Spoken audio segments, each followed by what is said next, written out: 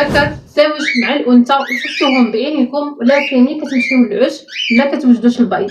السلام عليكم اصدقائي، مرحبا بكم في فيديو جديد. يلقاكم هذا الفيديو هذا في افضل الاحوال نتوما وطويراتكم. في هذا الفيديو غادي نذكر لكم اهم الاسباب اللي كتخلي الانثى ما تبيضش وكيفاش تحلوا المشكل.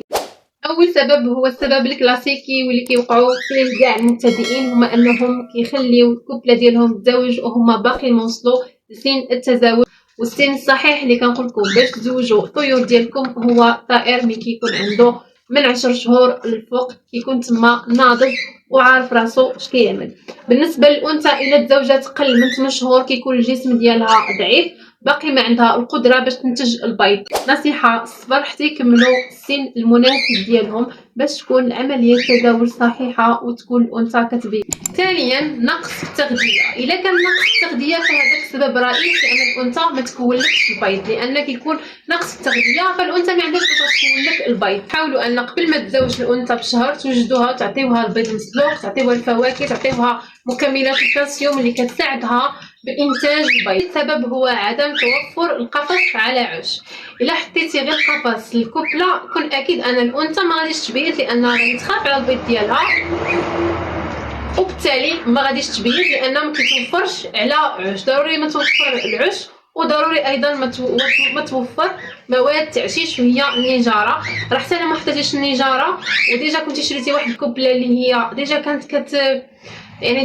كتفرخ وكانت كتفرخ على النجاره، فكون اكيد ان الانثى ما غاديش تبيض لك. رابعا هو السمنه الزائده او النحافه الزائده. وإلا كانت نحيفه بزاف فكون اكيد انك غادي تعاني من مشكل ديال التبويض. خلي الطيورات ديالكم تحرك في القفص وعملوا قفص اللي هو كبير باش الجسم ديالهم كيكون قوي، وما تكثرهمش الماكله بزاف في القفص وما تقلوش، عطيو العبار ديالهم. خامسا مشكل ديال التخصيب. احيانا التزاوج كيبان لك ناجح لكن ما كاينش تخصيب. الذكر ممكن يكون صغير ولا يكون ضعيف وما عندوش خبره. نصيحه حاول انك تراقبهم، شوف واش التزاوج تم بالشكل الصحيح، يعني كتشوف ان التزاوج تم على ما يرام وكل شيء هو هذاك.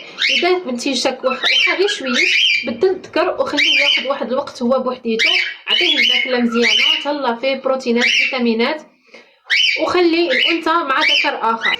سادسا تغيرات الجو. الا كانت الحراره بزاف وكطيح، يعني داك المكان اللي فيه الطيور درجه ديال الحراره كتلعب، فكون اكيد ان الانثى ما غاديش تبيض وغادي تاجل التبويض، غتخليه حتى الجو يكون مستقر. حاول لك ان تراقب داك المكان اللي فيه القفص يكون فيه الجو معتدل. سابعا الامراض والمشاكل الداخليه. بعض الحالات النادره الانثى كتقدر تكون مريضه وعندها مشاكل في الجهاز التناسلي، وهذا الشيء ما كيبانش بسهوله. نصيحه راقبوا السلوكات ديالها. الا كانت مثلا بحال مخموله اولا منفخه بزاف ضروري تستشروا مع بيطري الا ما كانتش عندكم خبره، اولا تسولوا المربيين اللي ديجا عندهم واحد الخبره. اصدقائي نتمنى الفيديو يكون فاتكم، وما تنساوش تبارطاجيو معايا واش ان الطيورات ديالكم كيتزوجوا وما كيبيضوش، واللي عنده هذا المشكل يدخل عليا وان شاء الله نحل انا وياه المشكل بخطوات اللي هي بسيطه، وان شاء الله نتلاقاو في فيديو مقبل. استودعكم الله.